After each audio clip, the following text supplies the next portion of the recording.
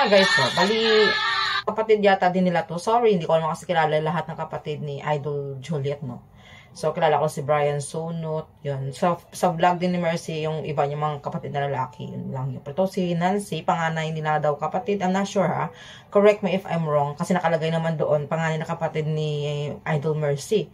So, yun nga siguro panganay nilang kapatid. So, anyway, nasa linyada na talaga nila ang magaling kumanta.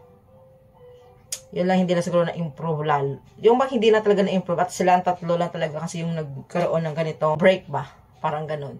So, kasi nga kahapon ay 40 days ni Idol Mercy. So, nag-celebrate sila lahat. Ando naman sila lahat yun. So, yun na lang kung gusto nyo panoorin. Punta na lang kayo kay Gail Sonot, yung kapatid nila. Kasi yun lang ang nakikita ko na nag-live.